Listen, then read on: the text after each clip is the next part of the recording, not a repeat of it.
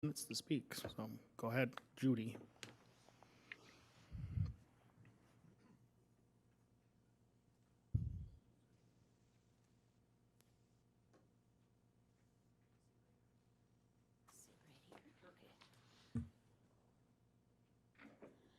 Hi, I'm Judy Pagrzinski, 226690 Blue Jay Lane, Ringgold, Wisconsin. I am president of the Rural Riders ATV Club, and I am here on the concerns of the safety issues that we are having with opening up some of the county roads.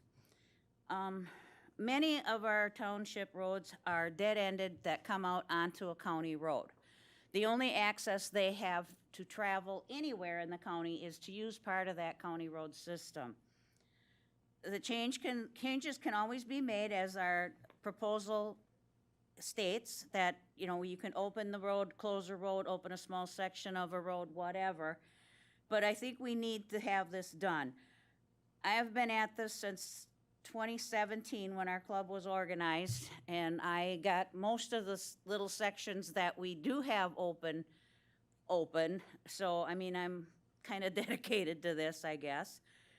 We do have a lot of people now that run the county roads because they're trying to get away with it, and I think it would be safer if those roads were open, because then it takes the thrill of being able to do it with getting away with something.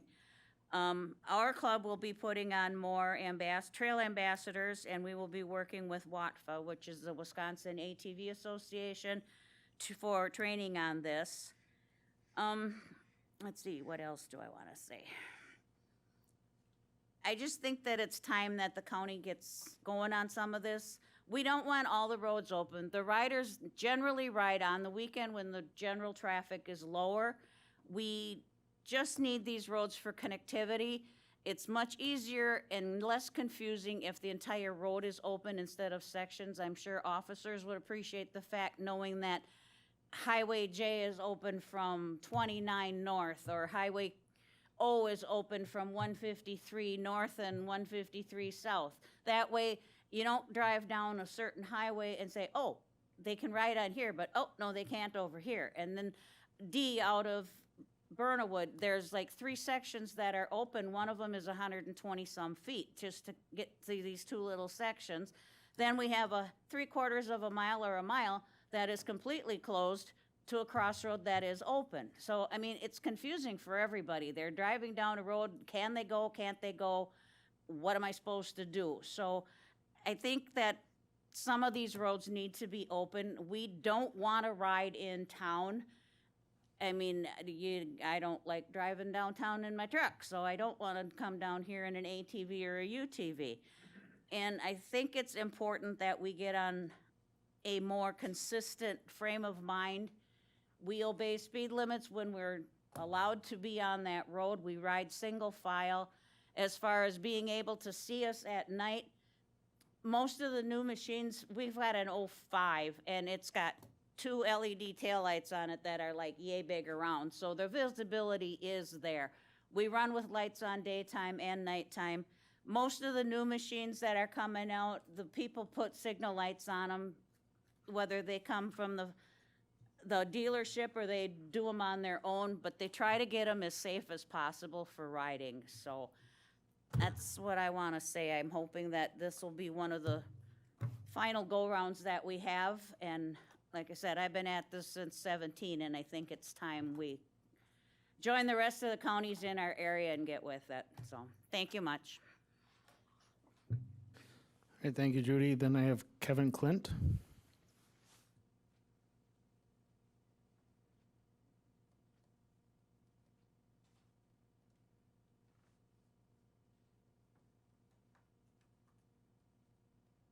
Good afternoon, Kevin Clint, 126765 State Highway 153, Stratford. Again, I'm with Judy on opening the roads and the hours of operation. A little statistics here. There's roughly 2 million motor vehicles in the state of Wisconsin.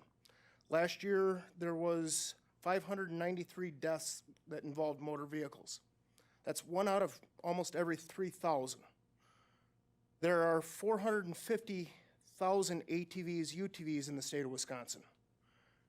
Last year, there was 37 deaths on 80. That's 1 out of 12,000. Out of them 37 deaths, one of them involved a vehicle. So that's 1 out of 450,000 that would possibly end up in a fatality. And that one that ended up with the vehicle, the guy ended up passing another ATV up a hill on a double yellow line and encountered a dump truck. Unfortunately, that. The rest of the fatalities are from usually high speeds and overturning. The neighboring counties have a lot more of the roads, and the county roads open, along with their hours of operation, are a lot not as restrictive as ours. We still have farm machinery in our community and everything that way that are doing 20 miles an hour down these same roads. A lot of them are not lit up as well as the ATVs, UTVs. We also have the Amish community, which they are able to travel at all hours of the night in a black vehicle. So opening some of these roads should be considered. I will agree with some of the safety factors on Highway N and everything that way. But thank you for your time. Appreciate it. Thank you. That's it for public comment. Approval of the October 6, 2021 Public Safety Committee meeting minutes. Supervisor Mast, move to approve. Motion by Mast. Do I have a second?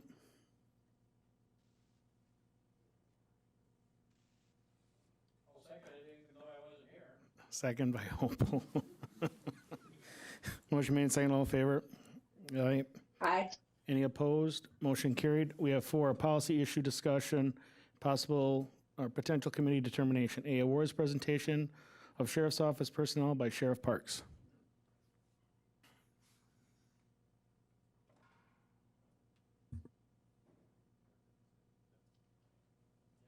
You're my lead off, Dennis.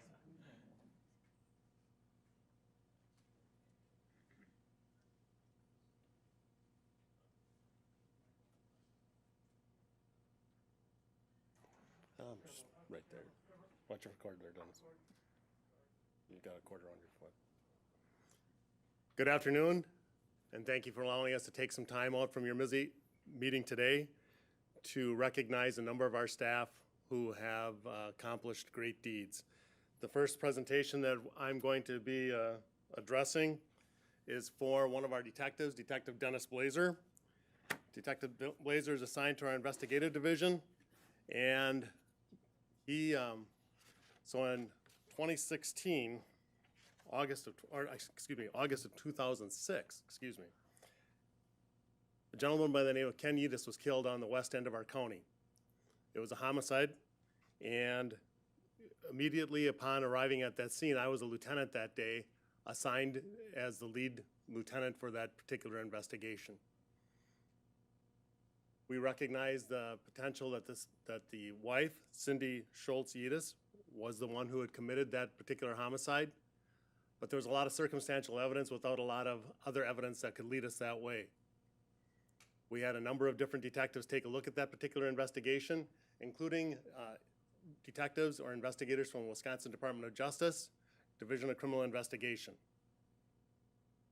One of our former captains, Captain Greg Bean, reopened that, or that case was never closed, but reassigned that case to Detective Blazer. Now, I had the fortune to work with Dennis on a number of things. I was also one of Dennis's supervisors when I was on patrol. The one thing I can tell you about Dennis is he's very dedicated, he's very conscientious about what he does, but he's extremely tenacious. He's like a bulldog. And he was exactly the right detective to assign to this case with the right district attorney who was willing to take this thing further and ended up arresting and just recently convicting Cindy Schultz Yedis 15 years later. Dennis, because of those actions and all that you've done for us in the Sheriff's Office, I'm awarding you a Sheriff's Commendation. Congratulations, man.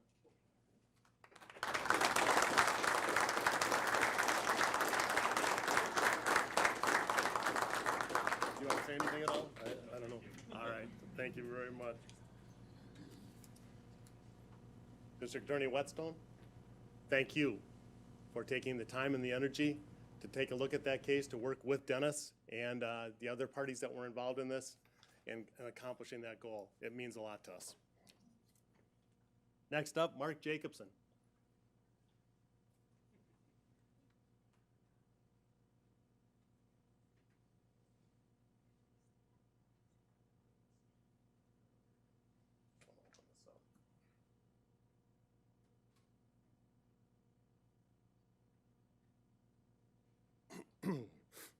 Mark Jacobson is assigned to our Corrections Division as one of our corrections officers. On October 8th, Mark Jacobson was working as a corrections officer assigned to the Corrections Division and was on roving patrol. Roving patrol is where you wander through the facility, making sure the facility is safe and secure, all the while that you're checking on the various inmates that are in your custody and control. As he approached the receiving cell area, he noticed that one of the inmates was not lying on his bunk, but was actually on the floor and had his head area covered with a particular item, a blanket.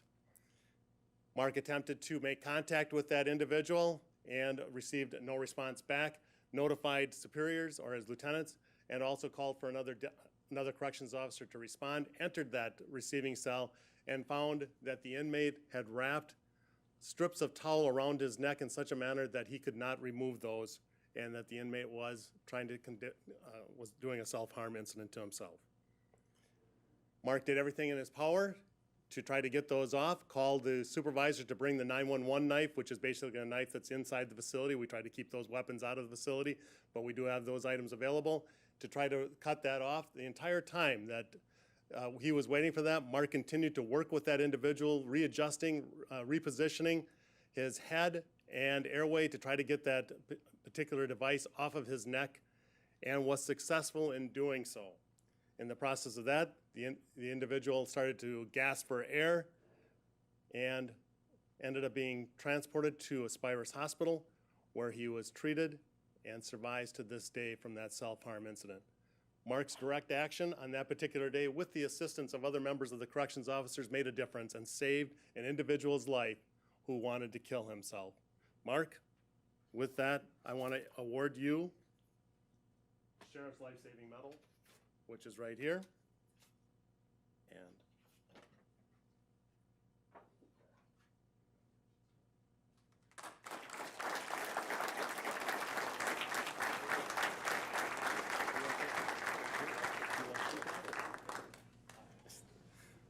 these guys are a little shy today. Thank you, Mark.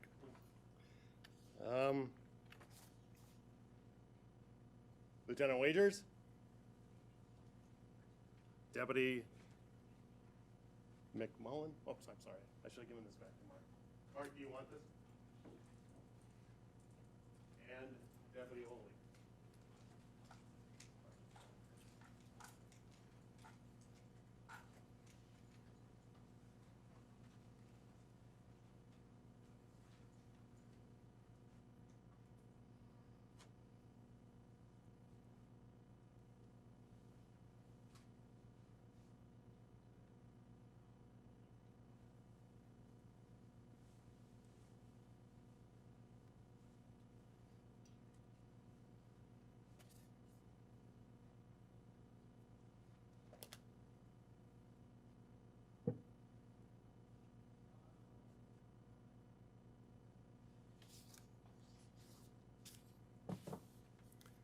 Lieutenant Mark Wagers, Deputy Kyle McMullen, and the end deputy is Deputy Nathan Olig. On January 14th, 2021, at about 3:55 in the afternoon, the Days Inn in the town of Rib Mountain notified us of a subject that was inside the facility, armed with a handgun, acting in a threatening manner. The individual was in one of their motel rooms on the second floor and had brandished that weapon, aiming it at different individuals that were inside that facility. Sheriff's officers, along with other area law enforcement, responded to that particular scene, and these three individuals took up a position of containment on the second floor of that Days Inn to try to block that individual who was in that room from leaving that particular area, because the person was armed and continued to brandish that weapon, pointing it out the window at the highway and also back into the hallway on occasion. They spent nearly 8 hours negotiating with that subject in order to try to get that person to comply with them, and the entire time were being threatened by that particular weapon. After a period of time, the subject exited the motel room, stepped into the hall, and pointed the weapon in the direction of these 3 particular individuals. Decision was made to use less than lethal ammunition to try to persuade that person to drop the firearm and to comply with law enforcement. Deputy Oleg fired the less lethal, and the subject returned fire with live ammunition back at the deputies. Lieutenant Wagers and Deputy McMullen returned fire, striking that subject and putting the subject onto the ground. They immediately took action, advancing in a quick manner. Lieutenant Wagers saw that the subject was still holding on to that firearm, removed that firearm, and they began life-saving measures on the individual who just attempted to kill them and saved that person's life. I hear a lot today about how law enforcement has a desire to use their firearms with the use of deadly force. This speaks volumes as to what we really do. We don't want to use those firearms, but when we're forced to, we do everything in our power to control the situation and save that person's life who just tried to kill us. So, Lieutenant Wagers, Deputy McMullen, and Nathan Oleg placed themselves in imminent harm's way, knowing full well that the position that they had was potential to cause them deadly harm. But they maintained that position and took effective action, and because of that, today, I'm going to be issuing Deputy Nathan Oleg the Sheriff Valor Award, or Sheriff Valor Medal, excuse me.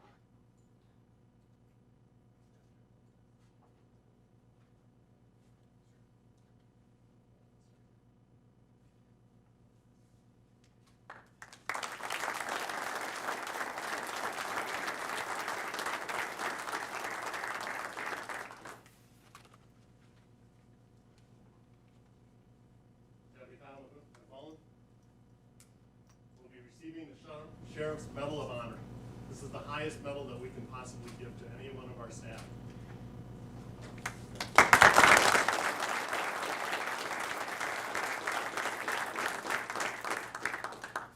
And lastly, Lieutenant Mark Wagers.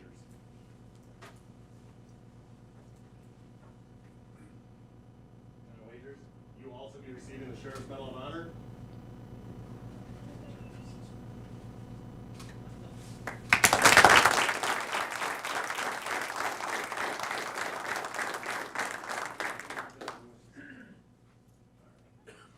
So, with that, being a former member of military service, whenever anyone receives the Medal of Honor, the commanding officer provides them the ultimate salute.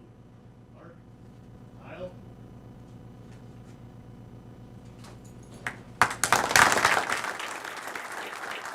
Gentlemen, thank you very much. Thank you for your time.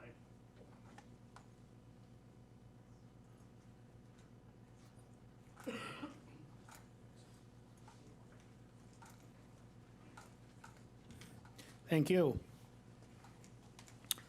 We're going to move on to 5A. Operation functions required by statute, ordinance, or resolution. Amend section 7.125 of the Marathon County Code relating to the designation of the ATV, UTV route trails and regulation of ATV, UTV operations within Marathon County. So background, this was at the last organizational meeting for the county board. They decided to refer it back to public safety. So the reason from what I heard at the meeting, I think the main concerns were the concerns, they wanted to hear the concerns of the sheriff, and they also wanted to hear, they had some concerns about vehicle counts and maybe some lighting situations. So with that, I'd like to open it up to Sheriff Parks, and I guess I'd like to hear his input and on what his concerns are with the ATV, UTV county code.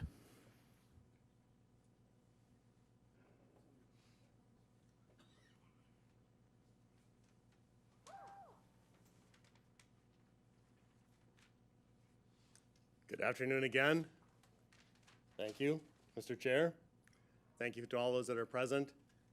And as I've addressed this a number of different times, I've always opened up with the fact that I understand what you're telling us. I too am an ATV, UTV rider. I enjoy it immensely. But at the same time, I have to look at a number of different factors in my role as sheriff. There are certain roads in this county that have over 1,500 daily vehicle rate every day. I would prefer that those roads not be opened at all. There's a process in place that we've done with the Highway Traffic Safety Committee, the Highway Commissioner, to address different roads in this town, or in this county, excuse me. And we've been very willing to open up a lot of those roads based on the assessments that have been made. We have to take a look at a number of different things: the location, the terrain, the speed of vehicle traffic, and most of the roads that we're talking about that are county highways are 55. That's a pretty excessive speed in that particular area. I know that we talked about, or was pointed out, that Lincoln County and some of the counties around us have opened up a lot of their roads. They have. Lincoln County is a test case, and they opened up a lot of roads, but interestingly enough, Lincoln County has closed County Highway W from the Marathon County line to, I believe, Highway 64, and also County Highway K from the Marathon County line to Merrill, because of the high volume of traffic in that particular area. Yet those are roads that we're considering to open in Marathon County. The difference between us and northern Wisconsin is, in northern Wisconsin, where I tend to do most of my riding, you spend a lot of your time on the trail system. The trail system, which goes through forest cropland or through state forest, county forest, a variety of different trails that are off-road. What we're talking about in Marathon County is a majority of our ATV, UTV use would be on well-traveled roads, county highways around the county with not a lot of trail system in place. Now, I grant that there are a lot of township roads that don't have near the traffic on it, but we need to consider all things in place. In Marathon County, we will be competing with more and more motor vehicle traffic than you have in other counties that have already passed a lot of these. Again, I'm not against this. I'm just laying out the reasons as to the why. When we take a look at some of these county ordinances that are out there, they address the fact that speed limits are listed. And some of them say that you can drive 25 miles an hour on their roads or 35 miles an hour on their roads. I don't believe that that's legal. I don't believe that's enforceable. Because if the road is posted for 55, that means you can drive 55 on that road. Now, the ordinance can suggest otherwise, but again, we have to take a look at what would be enforceable and what's going to be prosecuted. I am well aware that Senator Petrowski is working on a current bill with our legislature in regards to addressing that particular issue. And that issue being, if you can say that ATVs can only operate at 25 or 35 miles an hour on roads that are posted at a higher speed. I'd like to wait to see where that bill goes before we move forward on some things, but then that's just my point of view. We have identified ourselves as a county that wants to be the safest county. And I'm not sure if moving by opening up all of our roads is in that direction because of the factors that I have listed out. I will grant that a lot of counties do allow after-hour operation. Some until 1 o'clock in the morning, and some have them until that there is no time limits at all. I'll be honest, darkness scares me in regards to this. Because again, we're operating ATVs and UTVs on these roads that are operating at a speed slower than the other highway traffic that's on those roads. And I've heard from trucking operations that have told me that they don't want to deal with this at night when they suddenly come upon a slower moving vehicle that they didn't see, whether it's well lit or not.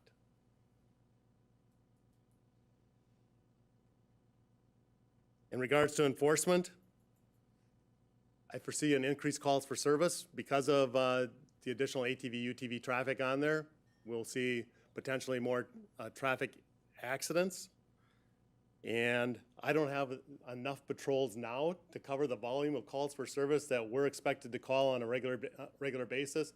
There's occasions where we are asking to pull patrol cars off of emergency calls to take other emergency calls. So that's another factor that comes into why I make these decisions. As I already indicated once, enforcement will be difficult because if you posted at 55 by the highway and by ordinance it says 25 to 35, I would have to see if that's even feasible for us to do. The last thing, I respect the gentleman that spoke last and what you shared, and I'll grant you that yes, that's a lot of vehicles that are out there, and the fatalities that we have listed are minimal compared to the volume. But minimal isn't good enough. In my 42 years, I've had to do death notifications to families because of individuals who have made poor choices or have been subject to the poor choices of another. I can tell you it's the hardest thing to walk up to a door knowing full well that as soon as they answer that door, you're going to tear their heart out when you tell them that their loved one's not coming home tonight because they were either killed in a motor vehicle accident or made a decision that caused their death. I don't take death notifications lightly. And it does concern me that if we open this up to after-hour operation on our highways, that we're going to experience additional fatalities in this area. With that, those are the points that I'd like to make, and I'd be open to any questions unless you want me to step down. No, I think we'll open it up to Sheriff Parks, to the board members that have any questions for Scott before we move forward on other things we want to talk about, I guess, on this issue. So, first of all, do we have any questions for Scott? Go ahead, Al. Supervisor Opel.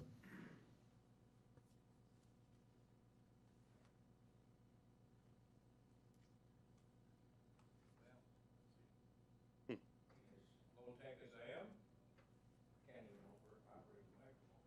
But I'll speak loud enough. The question I have is, we've got an extensive snowmobile system, snowmobile trail system. Is that available to ATVs, UTV use? So I can only speak as to my experience in northern Wisconsin, and I know that some counties do use their snowmobile system, which is incredible. And then they also have it set up where they use a part of their snowmobile trail system and then have designated ATV, UTV areas too. And in some of those counties, they designate that they don't allow any operation of ATV, UTV between November, I believe, 15th and May of something. So it goes by county in regards to that. I know that some of the snowmobile clubs aren't happy about having ATV, UTV on there, especially if it's groomed trail. So they try to designate different routes. But here in Marathon County, it's not available, I assume. To be honest, I don't know about that, Al. All right, Supervisor Opel, sorry. Okay, all right. The second question, you mentioned 35 posted up in Vilas County.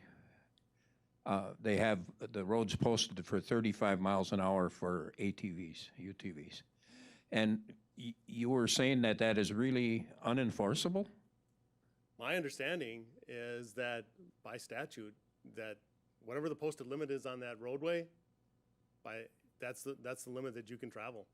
And granted, a lot of ATV, UTVs only go about 40, 45, but I know my nephew's got one that's a Razor that's set up. I was going to say I was hoping that you'd be able, that will go 80. All right, that's about all I had. Thank you.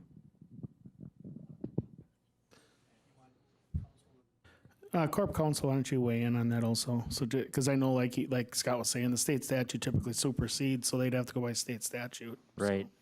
State statute would supersede, and actually, one of the proposed changes in this ordinance as it's currently drafted is to remove the 35 mile per hour speed limit on routes because we don't think it's enforceable at this time, unless the law changes. I've talked with a couple different constituents about that too, and that's a catch-22, the 35-55, because from what Sheriff Parks was saying earlier, so if you're coming over the top of a road and the four-wheeler or UTV is going 55, you come over the top, you're going the same speed. Well, if you come over the top, they're doing 35. Now you're looking at possible rear end collision. So there's a catch-22. Is it better to be 35 or better to be 55? My experience when I was Town of Texas chair, we did this 12 years ago. We did the same thing. It was a 35-mile-an-hour speed limit. We posted it, things like that. We did the signage, but that had changed. Somewhere in the middle there, it changed where you couldn't do that. They made a statute on it. When we originally did it, it was the problem we had, and it was pretty short-lived. It was just we had a couple high school kids where some were 14, 15 years old, and some were 16, 17 years old. So they all thought they could run the roads, even though they weren't 16 and had a valid driver's license. So you run into those types of things. That was squelched pretty fast. But that's just what our experience out there was. So any other supervisors that wanted to talk to Sheriff Parks on something? Go ahead, Supervisor Dickinson. Thank you. I just want to make a comment. So I'm looking at the DNR's publication on ATV regulations, and here's the statement. You must obey the posted regular motor vehicle speed limit when operating within a highway or a reduced speed limit posted specifically for ATV, UTV that may be along the highway. So I think there should be some clarification on what exactly we're talking about here, but I just wanted to add that in since that's their document. Chairman Gibbs, go ahead. Thank you, Mr. Chairman.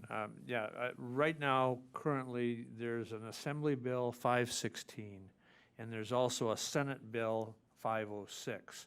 Both of those bills address the issue about speed limits and whether or not you can actually post a speed limit for a UTV, ATV. Now, this does say Senate Bill, the two bills, Senate Bill 506 and Assembly Bill 516, would allow local units of government to be able to post a road for ATV, UTV use with a speed limit lesser than the posted for vehicle traffic. And currently where those sit, Senate Bill 506 was passed and had its hearing and was passed out of committee on 10/20/21. Assembly Bill 516's had its hearing on 10/20 and has not come out of the committee as of yet. So at that, at some point, there may be Senate or Assembly Bill 516 may be passed, and then it'll be taken up by the two chambers and move forward. That would then legally allow you to post those roads at a lesser speed than the posted speed limit for vehicle traffic.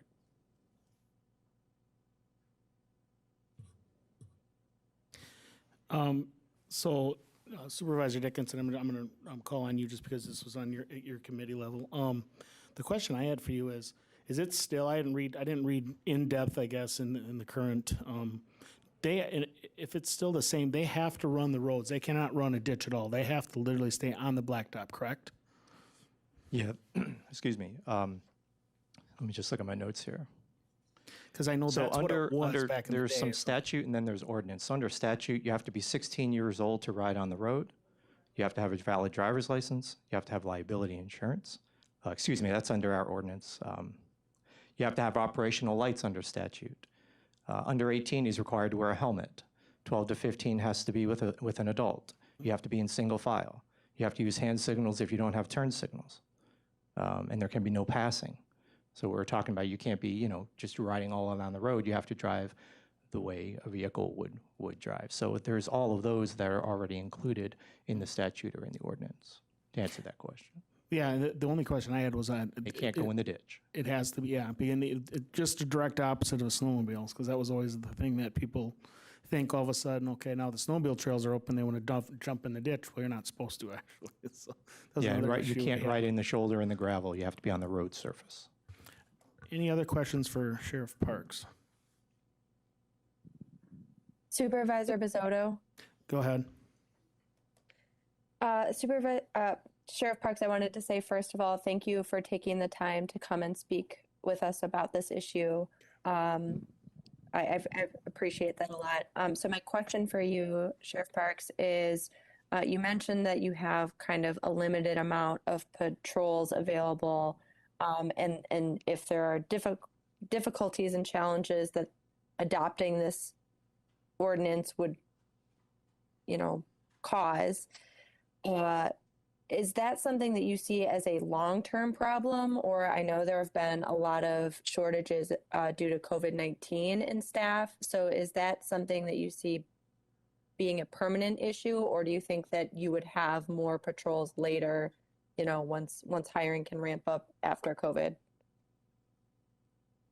The pandemic virus did have some impact on us, but that does not affect the volume of patrols that we have out on the road, because we were able to continue our minimum of patrol activity, or a minimum number of patrol cars out on the road based on what we had available. There's only so many budget dollars available. I can tell you that county administrator and I have had a number of chats about the fact that we do have a lot of needs. And again, there's only so many budget dollars available to try to increase our staffing, both in the Uniform Patrol Division, in corrections, or in other areas. So we work with what we have available and prioritize the calls that are coming in. Sorry, a quick follow-up question. That was very helpful. So how do you see the proportion of deputy time being given currently to ATV users? Tell me how substantial that is. Is it a problem that is already coming up a lot, or is it pretty rare? We've been fortunate in Marathon County, through our work with the county administration and through this county board, in order to obtain 2 recreational deputies, one through grant funding with the Wisconsin Department of Natural Resources, and then one that was provided to us to assist us in recreational activities, in enforcement activities, and patrol. So we do have staff that are dedicated to doing this, but again, you're looking at a county that is larger than the state of Rhode Island with a lot of needs, and we're talking about 2 guys and then our normal number of patrols that are available.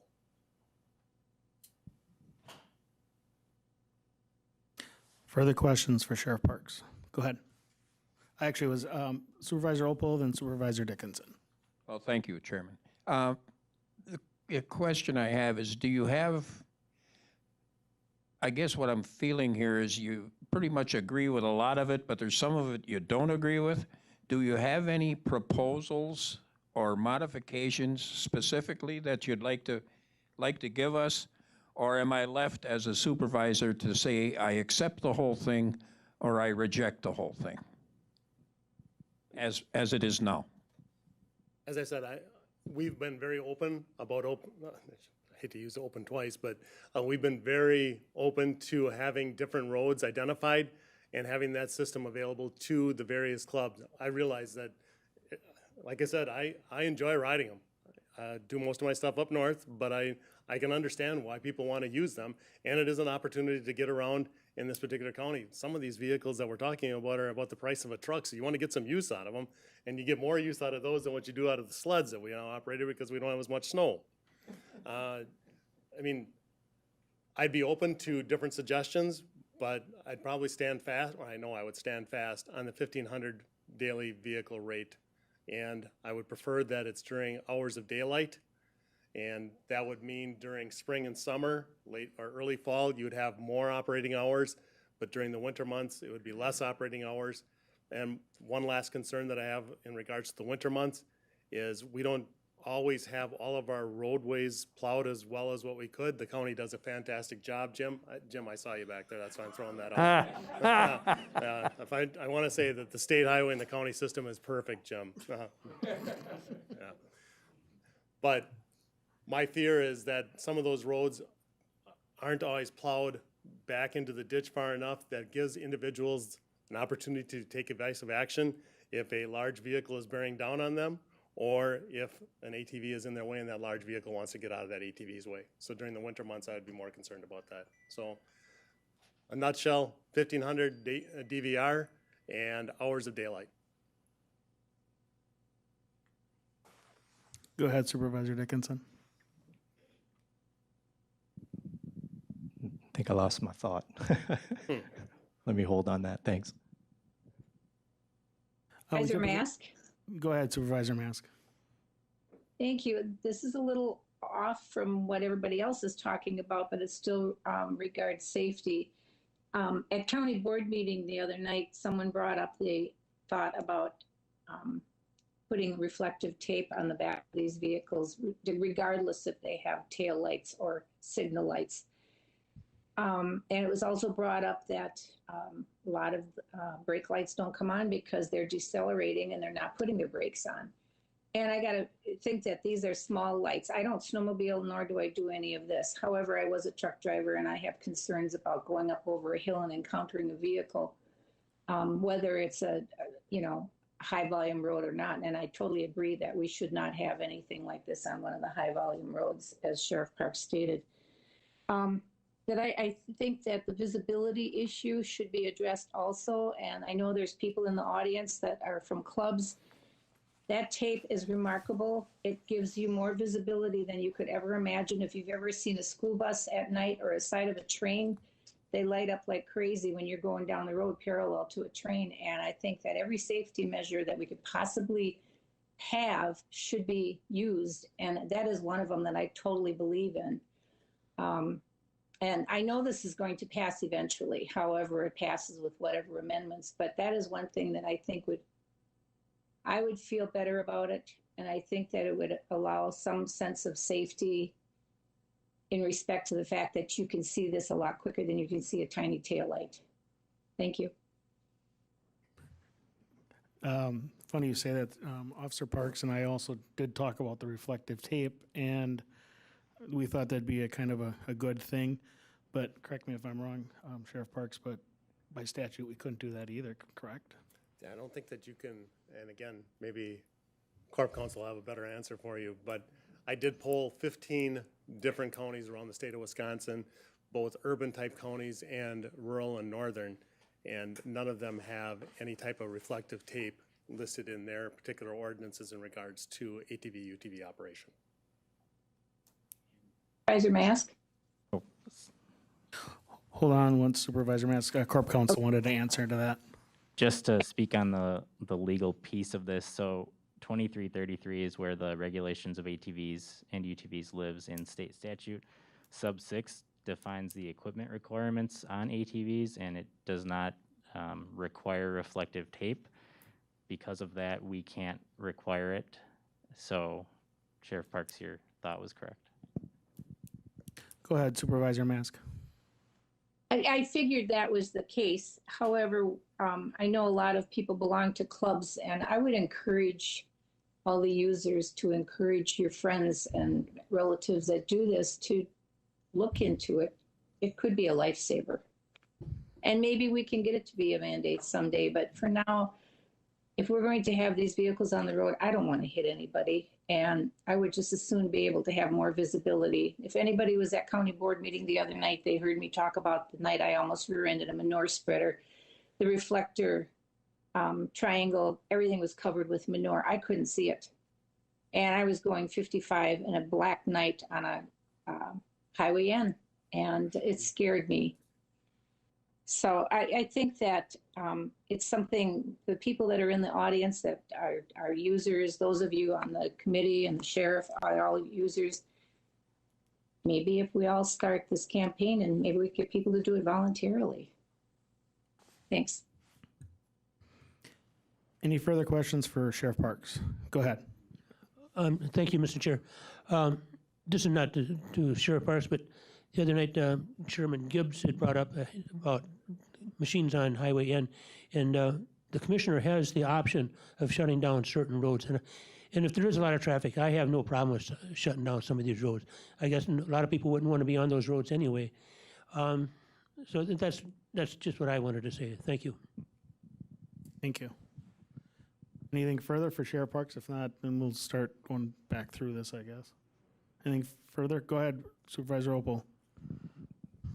I just have one question aimed at probably Chairman Gibbs. Where does this leave our committee? Do we try to amend what's in front of the county board, or is it a all or nothing?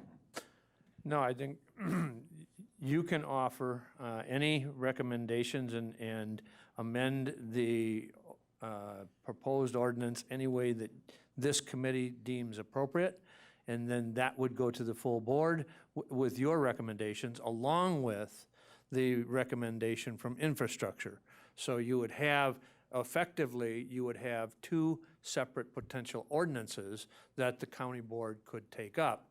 One, the recommendation as far as the amendments that or that public safety potentially makes, and then the version that infrastructure meets tomorrow. They could adopt those same changes if they chose, or they could move forward the current ordinance that they already have.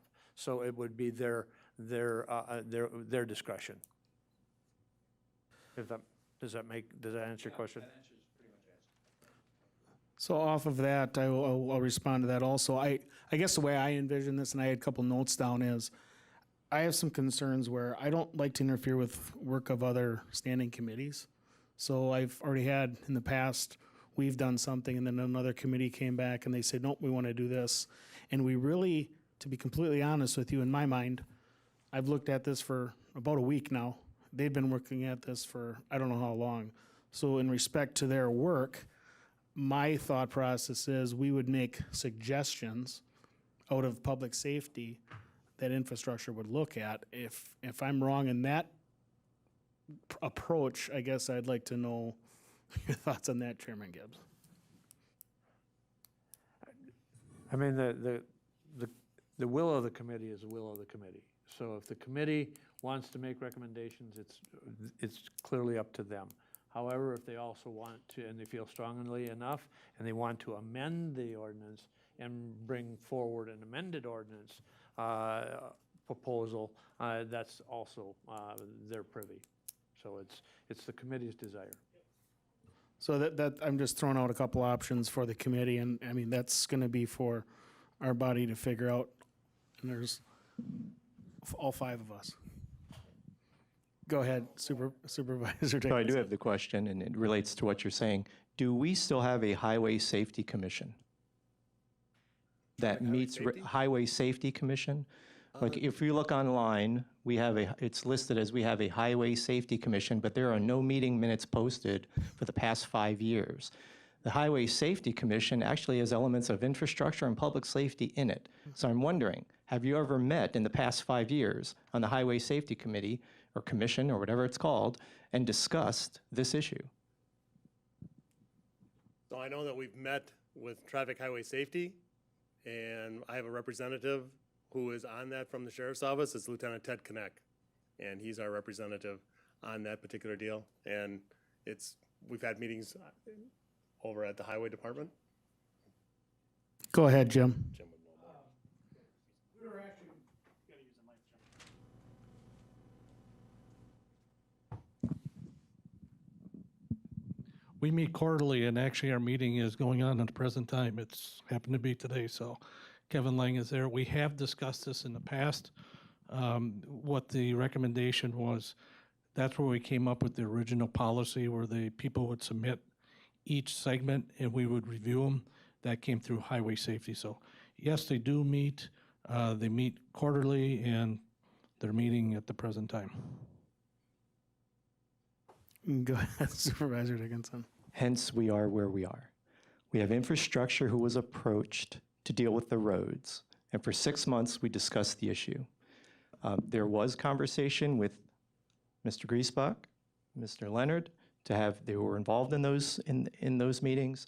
There was contribution from the Sheriff's Department in those meetings.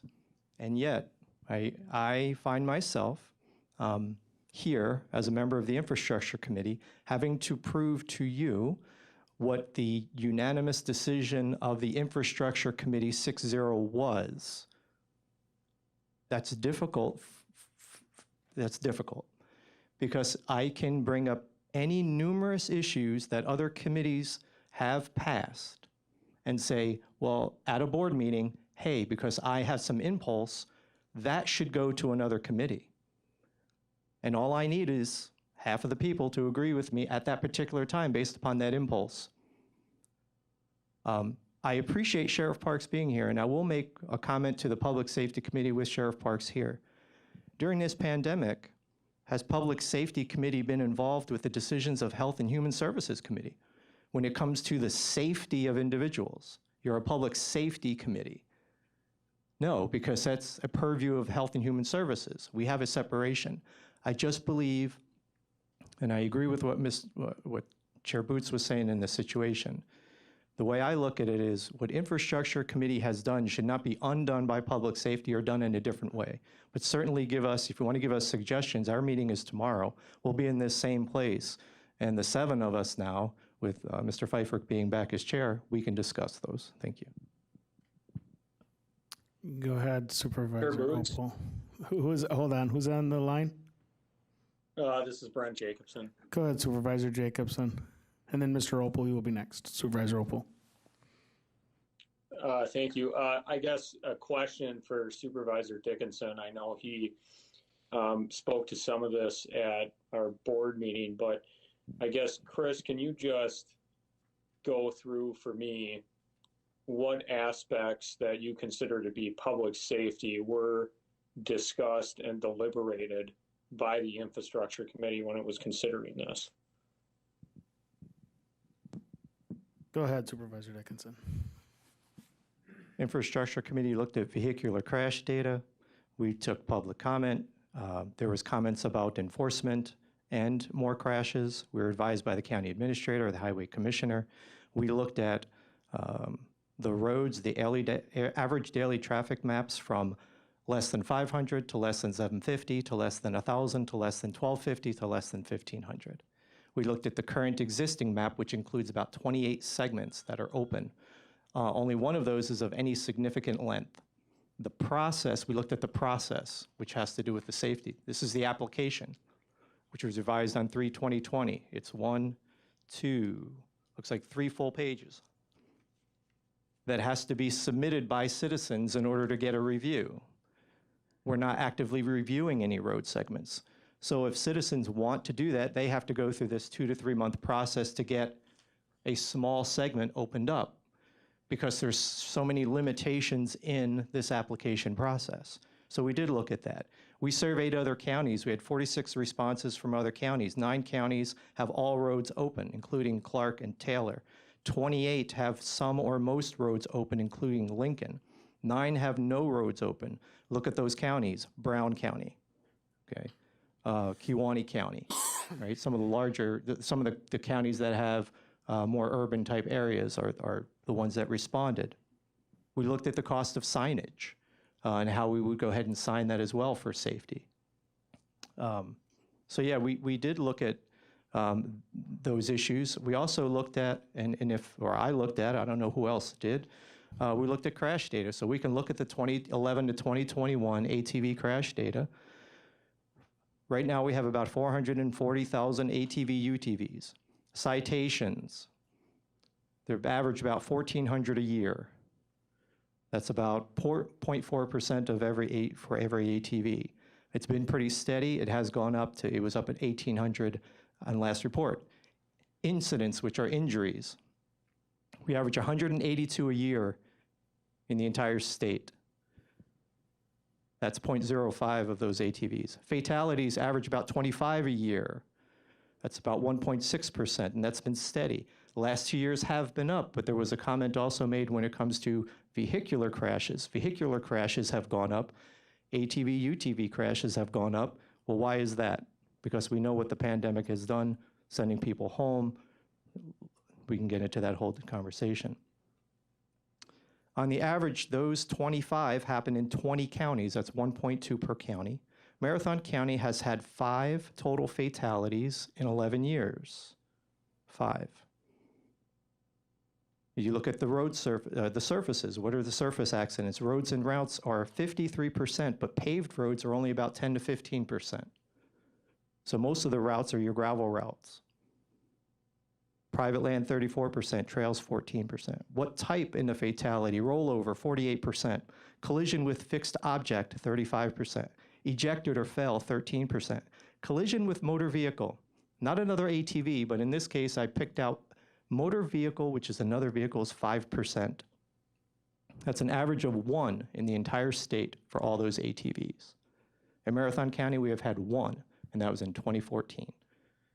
What are the factors that cause in the fatality? No helmet, 89%, alcohol, 48%, speed, 48%. Most of them are people turning too fast, or they're losing control on a road surface, and they're going into the gravel where they're not supposed to be anyway.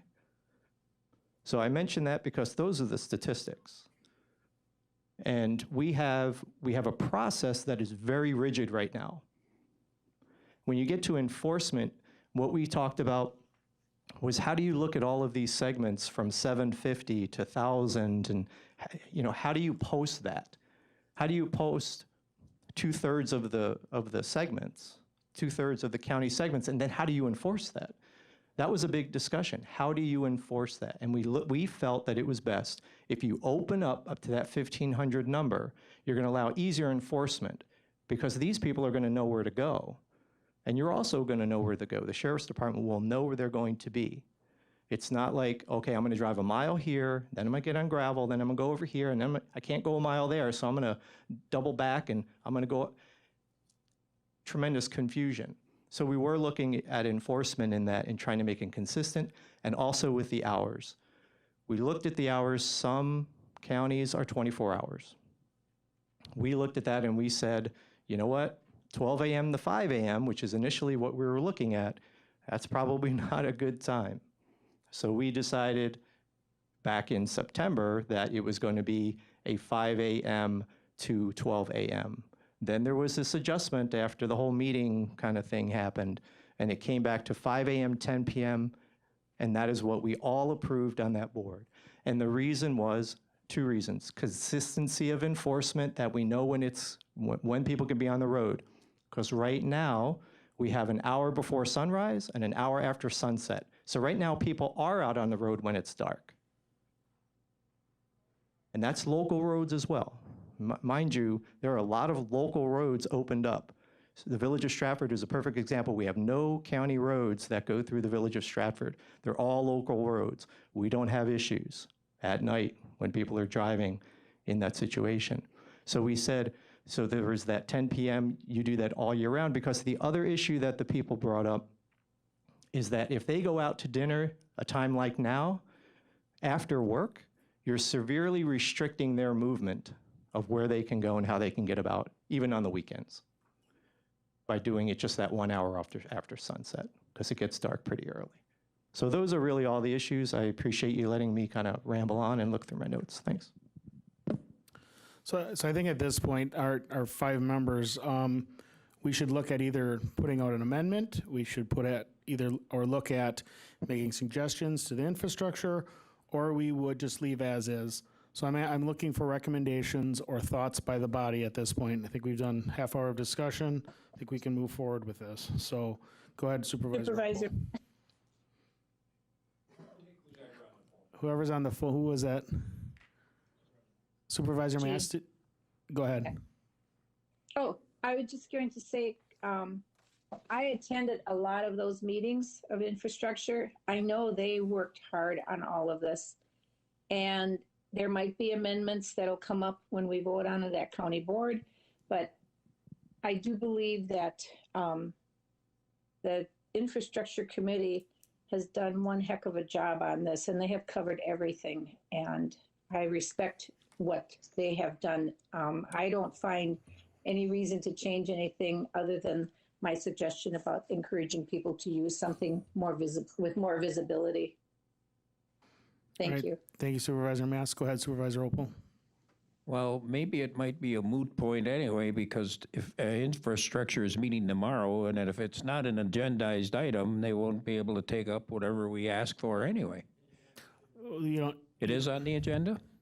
Yeah, it's on the agenda, and what they would do is just say that they attended our meeting and this is what was brought forward. Okay. Go ahead, Supervisor Robinson. I'd just like to point out in infrastructure, the one issue that we did not address were the conflicts with the trucks. And that's been the new issue. So we did spend a lot of time looking at other factors, but we did not look at the interaction between the ATVs and the truck traffic. Thank you. Were you done, Supervisor Opal? Did you have anything? Okay. Anyone else, Brent or Bizotto, anyone want to speak? Hi, Matt. This is Brent. Go ahead, Supervisor Jacobson. Yeah, I tend to agree with Gene. I mean, I asked Chris the question I did because I assumed he was going to be extremely comprehensive, as he usually is. And for me to, and for us to dig into all that stuff again, just to come up with suggestions that they already would have considered, is going to take a lot more for me than this one meeting. And, I appreciate some of the comments at the board that, well, we'll give this to public safety and I hope that they act quickly with it. Well, I really don't appreciate that because for us to just spend one meeting on it and go through all that stuff is just not giving it any time that it's due when infrastructure already did that. So if this is the committee it landed in and spent all this time on it, I would tend to defer to them on the suggestions that have been made. It sounds like they have this agendized. They have one more meeting. Perhaps they want to consider some of these things again. But I think they've done their work, and I don't know that I would have any changes to offer at this point. Supervisor Bizotto, as we'll go down the list. Yeah, I'm really listening to what Supervisors Mask and Jacobson said. At the same time, I'm not on the infrastructure committee. I'm on the public safety committee, and when something is referred to me, I wasn't even aware that this was something that was discussed until it was brought up to the board. So I hear that it's already been hashed, but the board has decided that we shall continue to rehash. And in that sense, I think that means that people had concerns, and I think we should consider those concerns. So that said, I guess I'm still kind of confused about where the proposal is on, like, where we are now with what times the roads would be open to ATVs, but I would support it being a sunrise to sunset thing. I think that is a bright line rule to follow for compliance. Like, if it's light out, then you can do it, and if it's dark not, then it kind of adjusts itself for seasonality, so you don't have to worry about fixed times. So that would be my suggestion. I'm especially thinking about the concerns with trucks on the road. And, at the broader county board meeting, it was mentioned that there was a fatal accident with an Amish buggy that happened at night. And so we can talk all day that fatalities are relatively low, but we're considering taking action that would make things more risky for folks.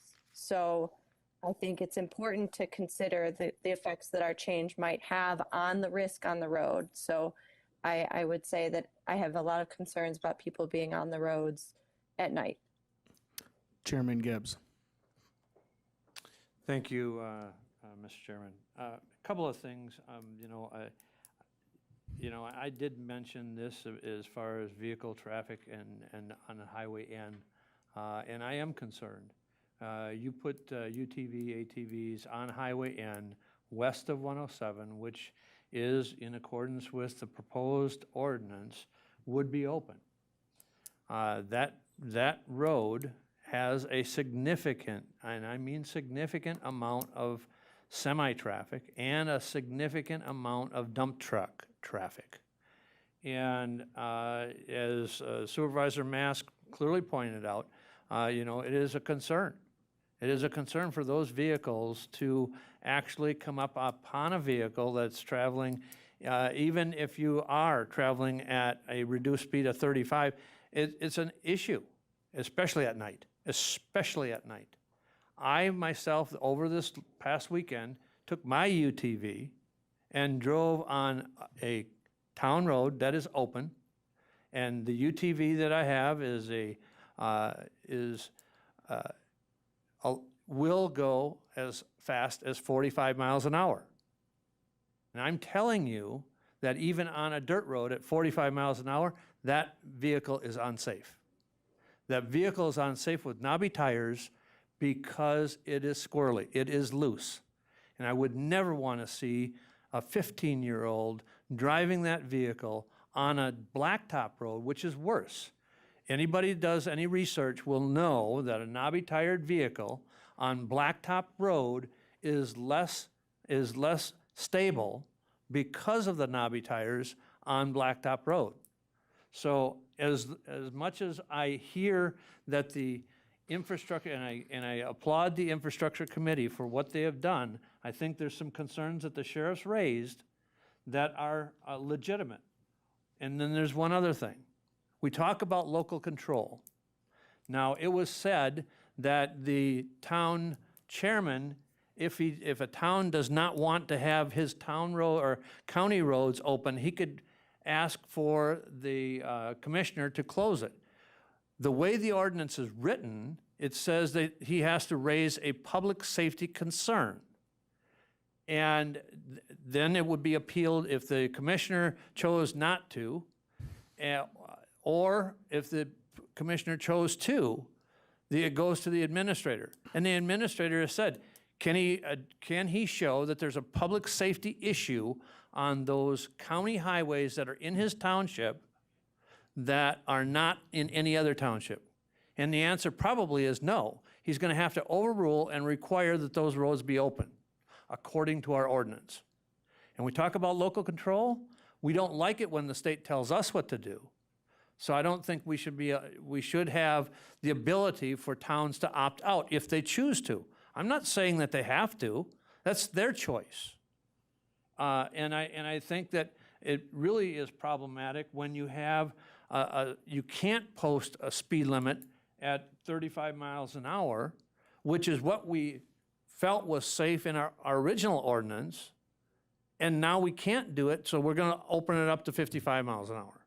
I'm sorry, I would hate to see a 15-year-old or a 16-year-old who has a license and a helmet on driving that vehicle on a county road with knobby tires and going 45, which my ATV would do. It is not going to be safe.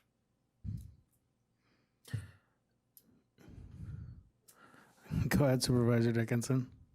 I just have a question about this public safety exception and what Mr. Gibbs had said there as far as the town chairman being able to change something. I don't think that that's in the ordinance. Where is that specifically? I see the public safety exception in B says the highway commissioner may consider the volume of traffic on the segment, the need to provide a safer connection between existing routes, the frequency of traffic incidents on the segment, input of law enforcement, citizen input, or other factors relevant to public safety. If that's something in there that I missed. That's what he's saying is it doesn't give local control to, so if the town of Texas decides right now they're open, let's say, or let's say right now, I think, I don't know, name a township, let's say Harrison. They don't have a four-wheeler ordinance, and we open ours and theirs are still closed. At this point, they couldn't close our highways down for ATV. He's saying we should have something in our ordinance saying, well, if you'd like to keep them closed, the county will respect you as a local government agency and close your highways down, our highways down. Understood. The county road is ours. I understand just like that. the local road is theirs. I understand that. So we are not stepping into the local control and trying to advise them where we don't have a county segment what to do. There's a two-way street in that conversation. Thank you. Understandable, but with us opening up our county road, we're undermining the local governments saying they don't want to have roads open. I don't know. Again, that's a catch-22. Go ahead. Just for historical reference, this is my inference as to why that topic came up. In our old system, the application system, thanks, Jim. In our old system that was developed with, approved by the full board, making its way through the infrastructure committee, the application process required that local control piece that each of you are discussing. it only permitted segments to be open if a town adopted the county ordinance.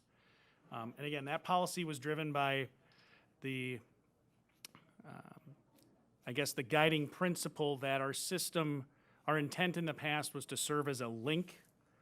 The county roads would, I think the sheriff made this reference, would be a link for ATV, UTV riders to get from an open town road or an open trail to another open trail or another town road. As staff, that's how we implemented then that policy. The segments that were considered by the highway commissioner, and Jim, please correct me if I'm wrong, but the segments that were considered through that application process that Supervisor Dickinson referenced were considered in that light. Is it a link? Is it a necessary link? And if it wasn't, or if there were those other concerns within that application process, the application would be denied. Clearly, the guiding principle that the county board, or certainly the infrastructure committee and this committee, and it sounds as though the county board is moving in a different direction. That is, we want to have a guiding principle that is beyond connectivity, but rather open use. That was a common point of discussion at infrastructure. So the conversation point about local control, I think, is a remnant of that previous system we operated under. But I just wanted to perhaps offer that for, perhaps it's context, maybe it's not valuable, but thank you, Mr. Chair, for the opportunity to offer that. All right. I guess I'd like to, it's been 45 minutes. I don't like to go on and on and on, and I don't hear enough from this committee at this point to see an amendment. So what I'd like to do at this point, and I'd like to get this at least jotted down, what I'm hearing now, and the committee obviously can add to this. So what I'd like to pass forward to the infrastructure committee would be take into consideration concerns of the sheriff, concerns of vehicle count on highways, concerns of truck traffic on those highways, township control, keeping local control to townships, times of operation, highway N and highways connecting to other counties that have their roads closed. That's what I've heard out of this committee today as far as concerns. If I have missed something, tell me I've missed something.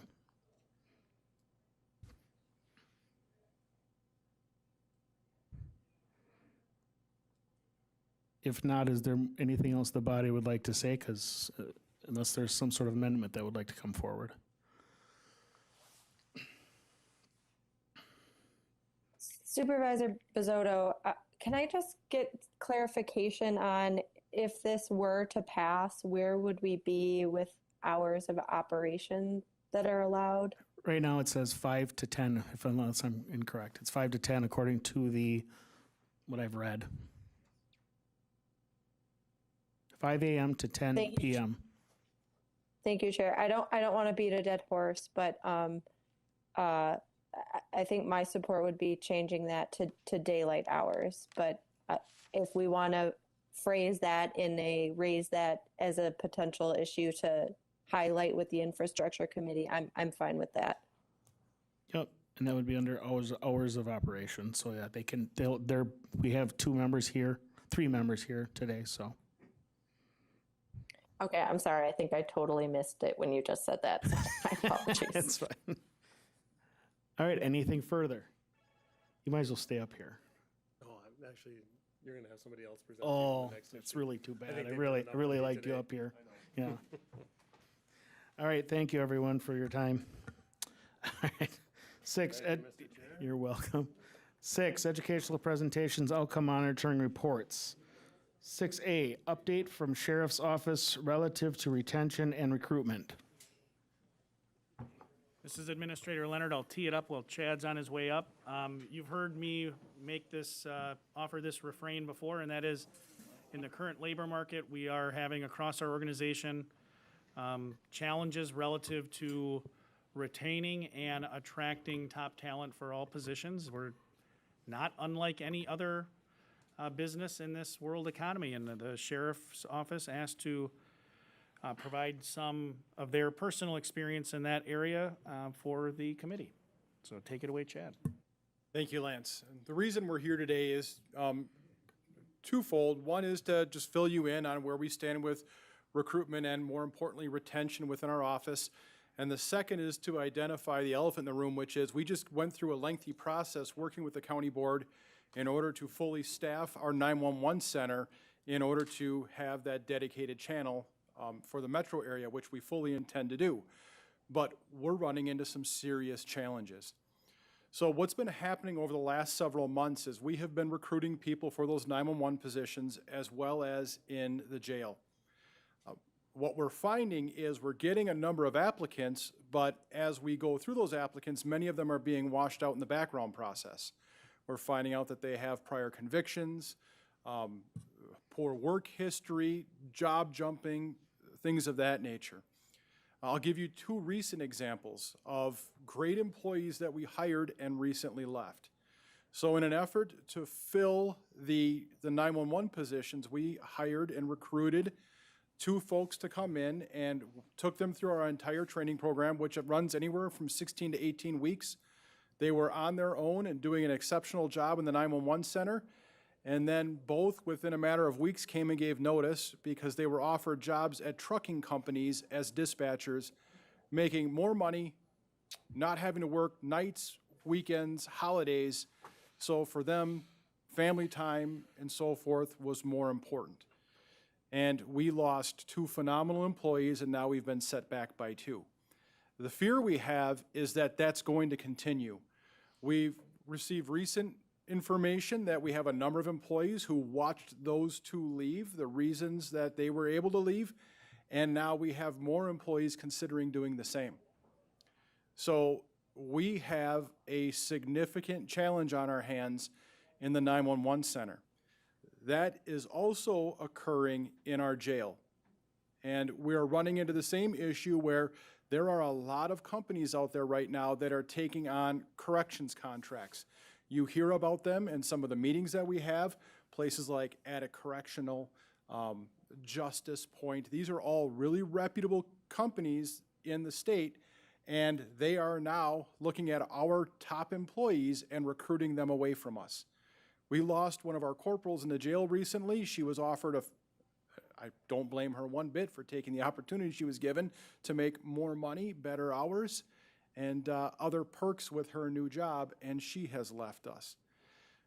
We feel we can recruit people and we can continue to do what we've been doing because we are an employer of choice.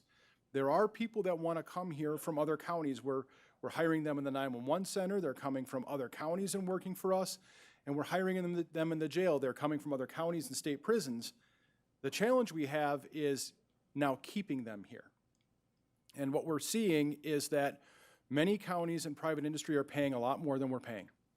And I know that the budget has passed, and Administrator Leonard is working on an initiative, and I believe it's in the budget message that moving forward, the county is going to be looking at a full compensation plan, program, and I encourage that to take place, but my fear is, we've been through that before, and that takes a long time.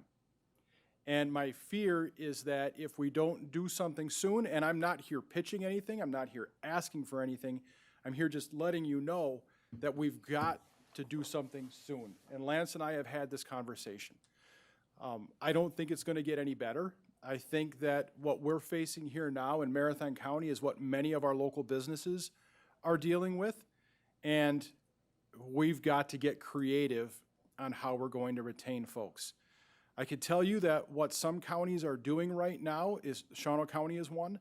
They, with their corrections officers, went out and gave an across-the-board $2 or $3 an hour raise just in order to keep staff, and once they did that, no one left.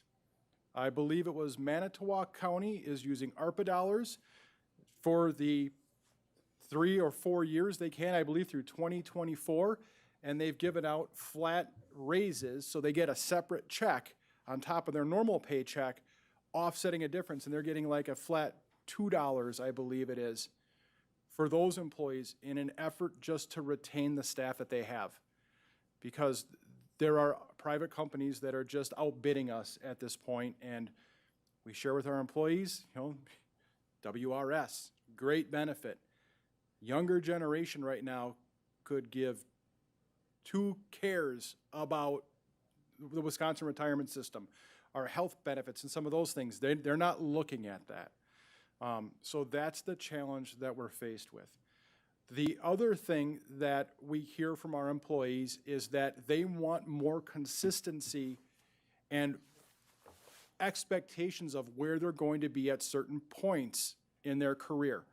Here in Marathon County, we have the Pay for Performance program, and that's great, but our employees are saying, we want to see, if I stick it out for 3 years, where am I going to be? In 7 years, where am I going to be? And that is a way for them to plan and know exactly where they stand without a variable.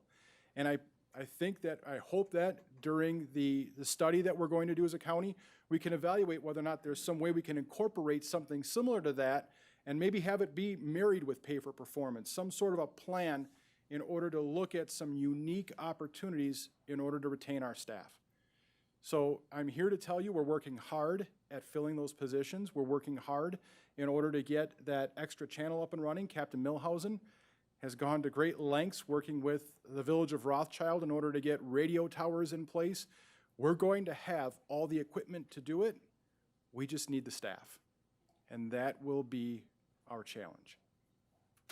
With that, I'll take any questions. So coming from the private sector, you're not in this alone. It's not. We know. Yeah. So, I've had a lot of conversations, and maybe I shouldn't say this in a public forum, but I'm not a big proponent of the pay for performance, because the reality is you typically pay a pool and you say this person gets a certain percentage, this person. Well, if somebody's leaps and bounds better than someone, you should be able to just, okay, we want to keep you here because you're going to be good. And you're correct. We need to have some sort of, where am I going to be? Am I just going to be sitting here getting my 2 to 3% a year? That's when people leave, because there's really people stay for a job for 2 reasons, typically cash, and then obviously number 1, and then typically number 2 is where am I going to be advancing so that I can further my career. So yeah, I agree with you 100%, but like I said before, you're not alone. I mean, everyone's going through this, and the job market right now, as far as finding good talent, is hard. So it's a money game, it really is, because you can go anywhere you want, especially if you're well trained. And that what I think is what hurts the most is we're getting incredibly talented people that are doing well for us, and somebody is coming along and snatching them out right from underneath us when we thought we were sitting good. So we need to now compete with that market, and we understand we don't have the ability to go out and do those similar things where we can offer you these incredible packages. That's just not what we currently have available to us. And I think another factor in that is, for instance, in my line of work, if you're doing awesome and you're making the company more money, they can offer you those things. We have a set budget, so it's not really like we're making money for them. So, I mean, that's the major issue I see, I guess. Anything from the committee as far as questions for Mr. Billup here? Go ahead. Just a statement, even the EMS and fire services are suffering through a lot of this also. But, as far as 911, and they are, to me, I would think they are the first of the first responders. So I think that's a very important part of the whole system. So I would say that we should start addressing, maybe a little better, either a pay scale or whatever it takes to keep these people on board. Mr. Opel, you just drove home a point that I failed to make, and that is nationwide, 911 dispatchers are not considered first responders anywhere. And you are 100% right. They are the first of the first responders, and they need to be recognized as such. They should be considered just like a corrections officer, a deputy sheriff. They are integral in making sure that we get the right people to the right place. So I think that's a first step, even if we as a county made a recognition of the fact that their first responders would be huge, and then start working towards incentivizing that and showing that value that we have in them. Totally agreed. I think this is just the starting process, so I guess any other further questions? Go ahead, Administrator Leonard. Thank you, Mr. Chair. Well, I think Chad did a great job of giving you a pitch pre-budget for approving the budget and the fact that a class compensation study is within the budget. I think I'll be a little bit, I'll channel my inner Colin Powell and say perpetual optimism is important. I think we'll be better tomorrow. And that is that, you know, I think we all recognize the challenge we're facing. I think we have a couple of things really going for us very strongly, and Sheriff's Department is a good example of it. Strong organizational culture is vitally important, and I know, don't get me wrong, compensation is central to that three-legged stool standing as well, but organizational culture and strong leadership and management within each of our departments those are equally important. And we invest heavily in that. The Sheriff's Office is able to recruit from those other agencies, even other states, other counties, because of that known quantity of both strong leadership and strong organizational culture. In terms of that class compensation study, I fully support Chad's statement. We can't wait. I will tell you, we are going to have that RFP ready to release. If you approve the budget on November 9th with that funding within it, it's going to be released in November. For us to be ready to pay that consultant for that work right away in 2022 to start that work, we need to move. But I also think we need to, as Chad said, we need to also own, as county board leadership and administration leadership, we haven't properly funded the pay for performance system to move people that are high performing through it. I said it last year in my first budget I delivered, 2% historically has not been enough, but that's been what we've done. We need to do a class compensation study and then do the really hard work of how do we implement it. And last year we, thankfully, thanks to the board for putting in 2.3%. It was a step in the right direction. This year, the proposal within the budget is 3%. But we need to make sure we have a sustainable approach to compensation, and that's not going to be easy. And we need to do some things differently. Make no mistake, I think there are opportunities to look at our compensation system differently. I had a meeting with Washington County earlier.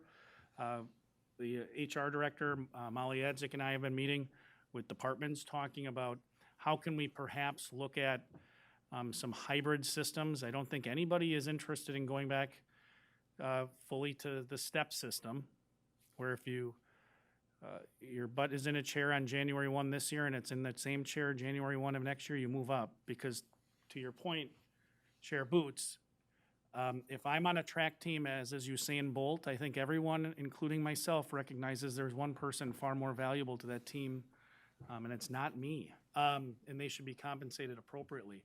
So we need to have a system that really delivers on both of those ends, that we recognize and compensate individuals who do bring longevity and skill, and at the same time we find ways to get people up to a high level of performance and compensate them appropriately as well. Then I'm going to end with one thing, as the Chair Boots also referenced. I don't think we're not alone in this. We need to have some unique approaches, and I think we're well situated to do that. But these are challenges that are not here. The state of Wisconsin, not only here, the state of Wisconsin just, Governor Evers just proposed an across-the-board increase for corrections officers in terms of salary of several dollars an hour, because they too are having significant issues there. The problem when you deal with situations individually as opposed to comprehensively is just that you don't solve the underlying problem. We've been doing it over the last several months individually. This body addressed compensation for positions within the sheriff's office. We had some compression within areas. We took action to address that. This class compensation study is really, really important. But at the same time, we need to, the hard work is gonna be the day after the study. So I hope that was still some perpetual optimism, but I think we're gonna be in a lot better position once we get that information, know where we stand relative to other counties in the state of Wisconsin and other employers. And, you know, I appreciate that some individuals are gonna leave to, the example Chad gave was be a dispatcher. They were a dispatcher for us and they went to be a dispatcher for a trucking company. I think one of the greatest things about our job, and I communicate it in every orientation I do, and I try to do it every day to my staff, is every day you wanna feel like you can come to work and make a real difference in people's lives, come here. There are a lot of great businesses in town that do a lot of great things, but nobody holds a candle to what we do. We have a sheriff's office, we have 2 legal departments, we have social workers, highway workers every day who impact the lives of people, and we need to market that better. That's all. Sorry for the soapbox. Anything further for Mr. Billup? All right, then we'll run to 6B, update from Sheriff's Office on implementation of body cameras. I'll handle that as well.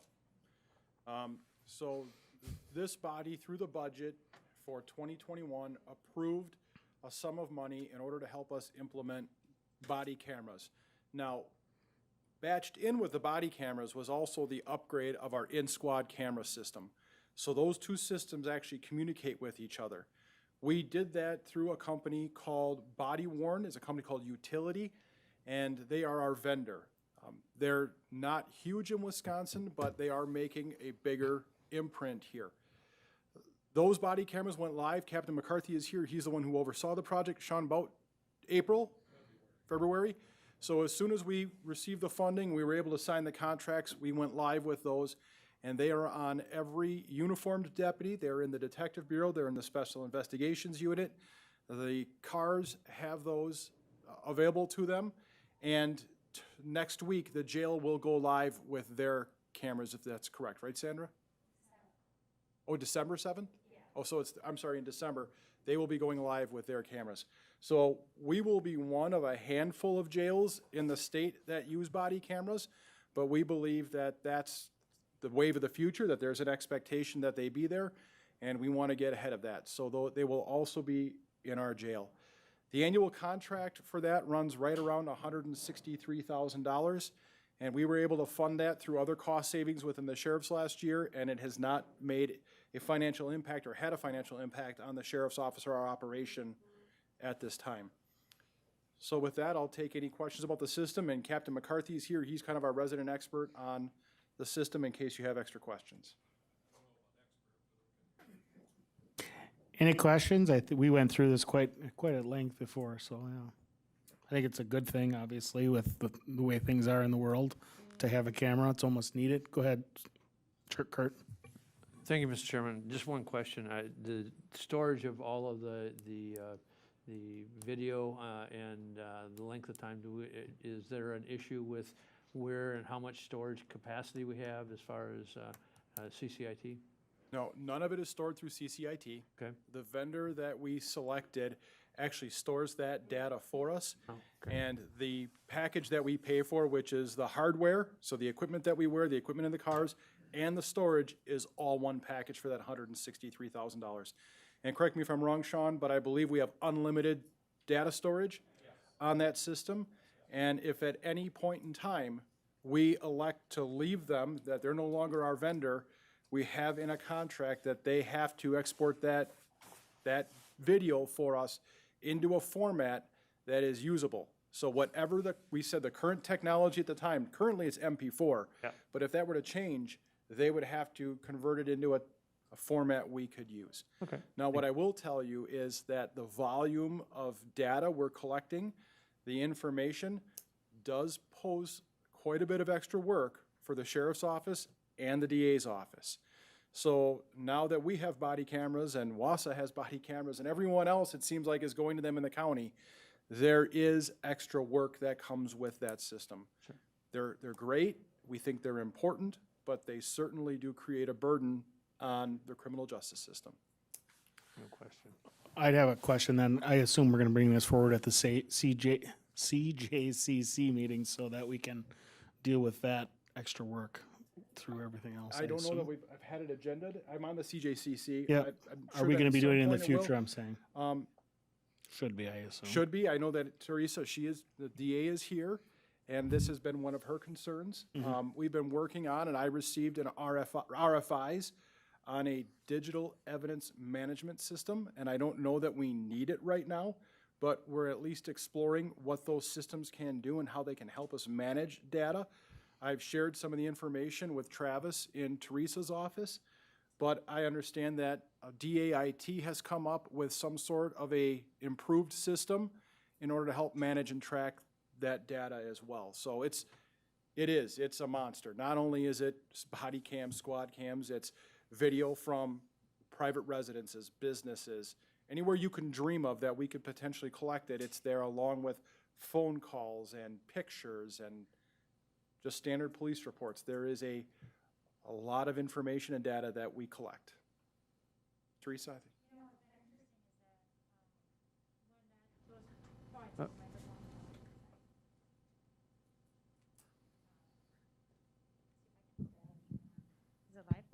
What's been interesting is that one of the unintended or unforeseen, I think, results of all these recordings is that when they're used as a piece of evidence, they need to be transcribed. And if we don't transcribe them in the DA's office, I can guarantee you the defense attorney will transcribe them. They don't have to provide them to us.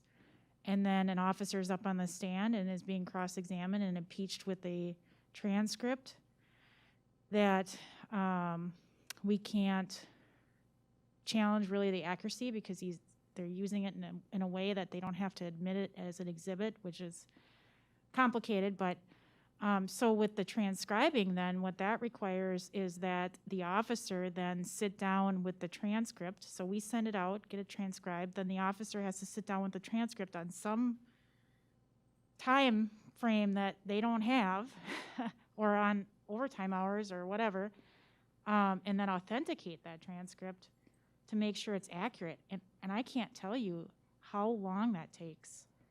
And the trial I just had one interview was 7 hours of talking. So you can imagine how long it takes to sit down with that recording and a transcript and make sure it's accurate. So there are all kinds of things that come along with recordings. Recordings are wonderful. I would never want to go back, but there is a lot to talk about. So maybe it is something for the CJCC to at least be updated on, if nothing else. And we just need to keep it, as we experience these challenges, we need to communicate them and keep everyone aware of what's going on. So, thanks. Go ahead. No, I was just going to say to that end, just became made aware of a piece of software that's available that can transcribe video from any format. So whether it were our video from the squad or somewhere else or audio, it'll transcribe it and it will also translate it from a couple of different languages. So we don't currently have that, but those tools are out there, and those are the types of efficiencies that we should be looking at because they will speed up that work that we're encountering every day. So there are opportunities, we're just not there yet. Anything further? All right, then we'll move on to 6C, Intergovernmental Agreement. You're done? Thank you, sir. Intergovernmental Agreement, assignment of addressing in villages. We have Lori and Preston.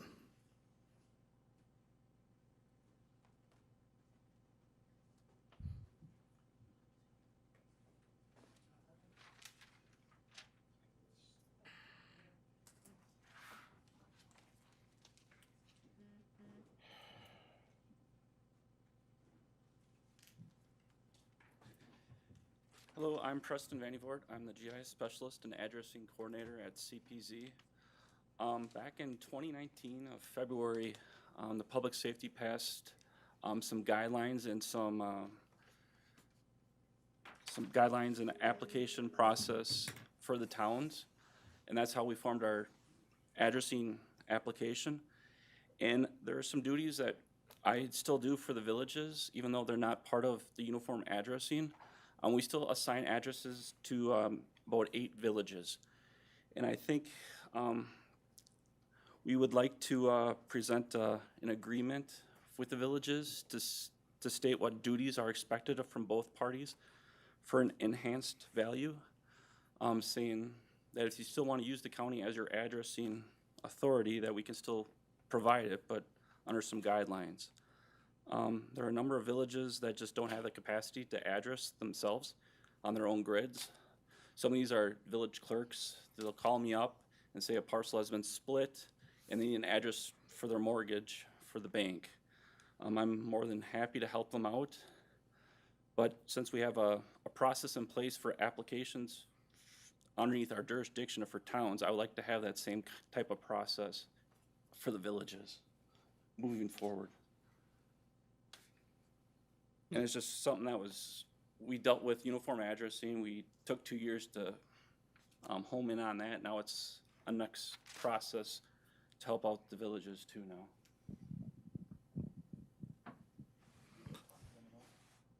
now. We've been in brief conversation, verbal conversations about how to get before they were using our address application, it got really confusing. We asked them to start implementing their own address application, and then we would assist with the addressing. So the Village of Maine is one of our main customers, and also is Village of Cronewetter. There are highly dense, Cronewetter is more populated, so they've been using our services quite frequently. So Athens, they do about 5 addresses a year. Eggers, same thing, but the bigger players would be Cronewetter and Maine. Go ahead, Supervisor Opel. I just have to ask, are these going to be 6-number addresses that you're giving the villages? Nope, they denied us the uniform addressing. So what we would do is we would address based on their grid. We have ranges for 911 and stuff like that, so we would. And we would look at their own address ordinance to implement the way they do addressing, so. We haven't talked to them about cost. The Village of Maine, in a couple of emails, asked us what would be the cost because they're ready to pay us to do the work already. So it's been documented that I would say between $25 and $50 is roughly an average. We haven't talked about cost yet, but it'd be somewhere in that vicinity. I thought Craig would be on the call to grill you, but no, it's too bad, really. What was that? I thought Craig would be on here to grill you, but no. Oh. He must have left. Anything further for Preston? Well, the next steps would be probably drafting an intergovernmental agreement and putting it forward to you for your recommendations and how we move forward for the 2022 year. Perfect. Okay, thank you. Thanks a lot. All right, anything, we have 7A, committee members are asked to bring ideas for future discussion. Next meeting is Wednesday, December 1st, 2021. Are there any issues with that date or time? Okay, if not, I will take 8. Move to adjourn. Motion to adjourn in the second. All in favor? Aye. Aye. Any opposed? Motion carried. Thank you. Thanks, Chair. Thanks, everyone.